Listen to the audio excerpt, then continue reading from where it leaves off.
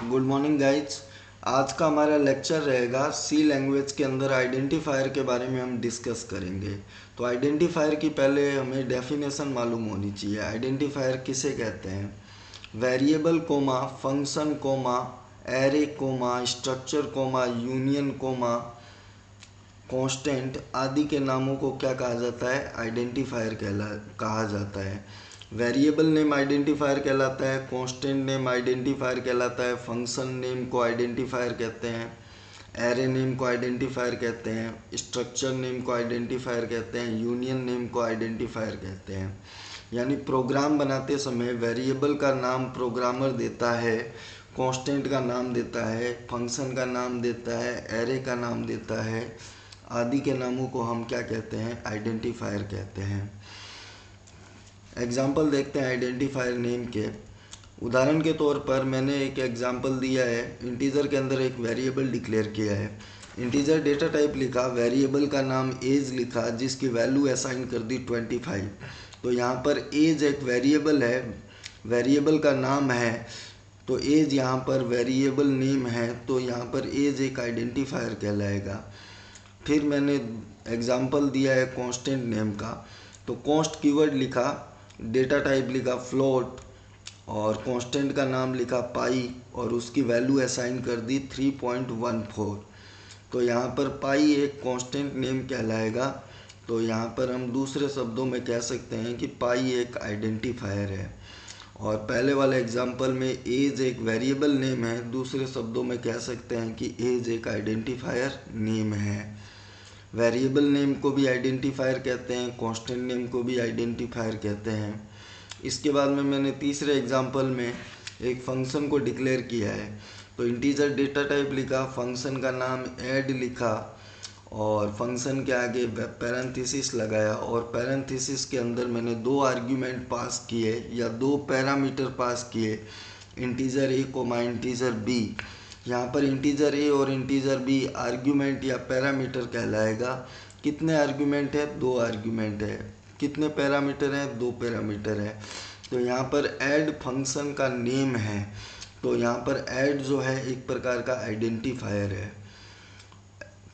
चौथे एग्जाम्पल में मैंने एक एरे को डिक्लेयर किया है। इंटीजर डेटा टाइप लिखा, एरे का नाम लिखा मार्क्स, और ब्रैकेट में साइज दे दी मैंने एरे की 10। तो यहाँ पर मार्क्स जो है एरे का नेम है, दूसरे शब्दों में मार्क्स जो है यहाँ पर आइडेंटिफायर नेम कहलाएगा।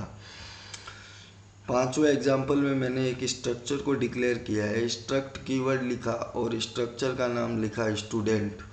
तो यहाँ पर स्टूडेंट जो है स्ट्रक्चर नेम है, दूसरे शब्दों में स्टूडेंट को क्या कहेंगे? आइडेंटिफायर नेम कहेंगे। छठे एग्जाम्पल में मैंने यूनियन कीवर्ड लिखा और यूनियन का नाम लिखा एम्प्लॉय। तो यहाँ पर एम्प्लॉय जो है यूनियन का नेम है, यहाँ पर एम्प्लॉय जो है यूनियन का नेम है, इसको हम दूसरे शब्दों में एम्प्लॉय को आइडेंटिफायर नेम कहेंगे। यानी variable, constant, function, array, structure, union आदि के नामों को हम क्या कहते हैं? आइडेंटिफायर कहते हैं। अब हम पढ़ेंगे rules of identifier name. Identifier नाम को देने के क्या नियम होते हैं? आइडेंटिफायर का नाम अल्फ़ाबेट और अंडरस्कोर से स्टार्ट होना चाहिए। पहला नियम कहता है आइडेंटिफायर का नेम जो है अल्फ़ाबेट या अंडरस्कोर से स्टार्ट होना चाहिए। दूसरा नियम कहता है आइडेंटिफायर का नेम डिजिट से स्टार्ट नहीं होना चाहिए। दूसरा नियम कहता है आइडेंटिफायर का नाम डिजिट से स्टार्ट नहीं होना चाहिए।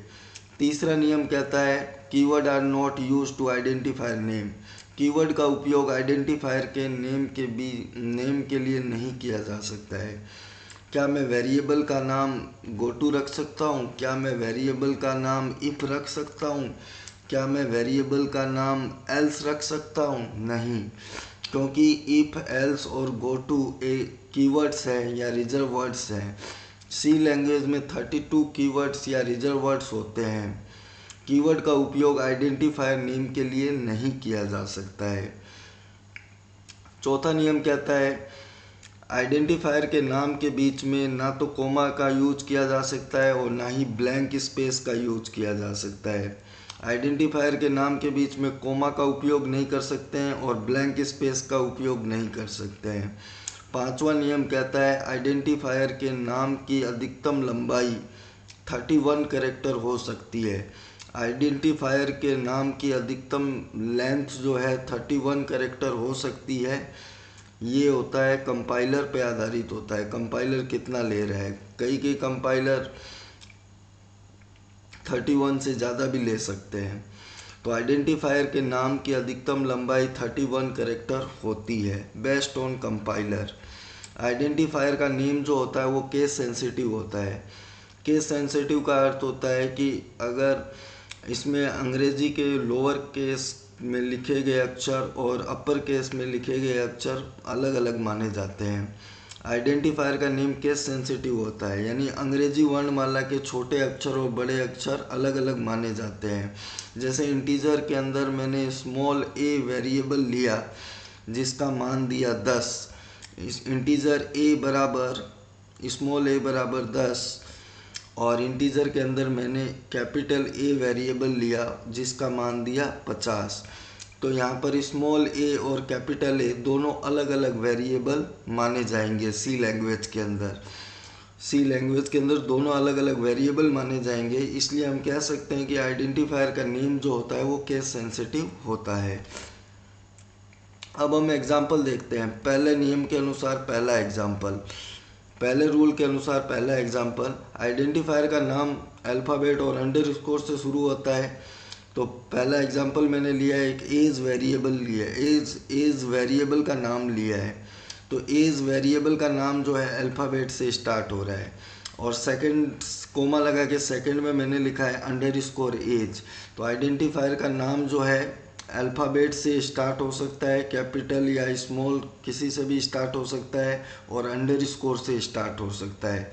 तो एज और अंडरस्कोर एज एक वैलिड आइडेंटिफायर है। सेकंड रूल कहता है आइडेंटिफायर के नाम की शुरुआत डिजिट से नहीं होनी चाहिए।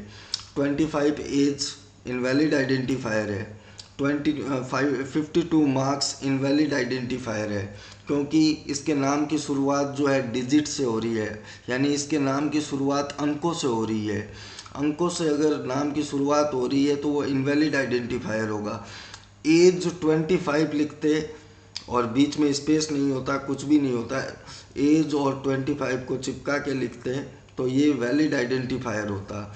और मार्क्स और 25 को एक साथ लिखते तो ये वैलिड आइडेंटिफायर होता। और रूल नंबर 3 कहता है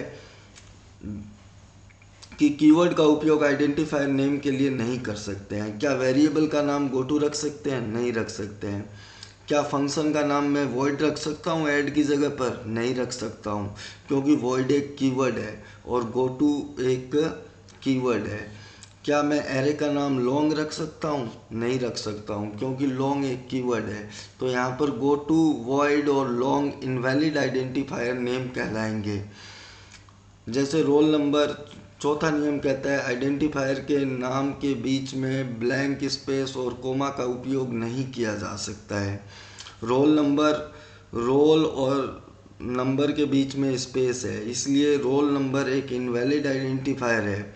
और मार्क्स स्पेस 1 2 3 लिखा है, तो मार्क्स और 1 2 3 इनवैलिड आइडेंटिफायर है। मार्क्स 1 2 3 जो है इनवैलिड आइडेंटिफायर है, क्योंकि दोनों के अंदर स्पेस दिया हुआ है, इसलिए ये इनवैलिड आइडेंटिफायर है। रोल और नंबर के बीच में कोमा लगा दूं और मार्क्स और 1 2 3 के बीच में भी कोमा लगा दूं तो ये इनवैलिड आइडेंटिफायर कहलाएगा। और इसको वैलिड बनाना हो तो इनके बीच में अंडरस्कोर का यूज कर लो। रोल और underscore number, marks underscore 1 2 3 valid identifier हो जाएगा। पांचवा रूल कहता है आइडेंटिफायर के नाम में अधिकतम 31 कैरेक्टर हो सकते हैं। तो आइडेंटिफायर के नाम की अधिकतम लंबाई कितनी हो सकती है? 31 कैरेक्टर हो सकती है। तो एज, एक वेरिएबल का नाम एज लिया, एज वेरिएबल का नाम एज 1 2 3 4 5 6 एक वेरिएबल का नाम लिया, ये एक वैलिड आइडेंटिफायर होगा। क्योंकि 31 कैरेक्टर तक वेरिएबल का नाम हम ले सकते हैं, कंपाइलर पर आधारित होगा। रूल नंबर 6 कहता है आइडेंटिफायर का नेम जो है केस सेंसिटिव होता है।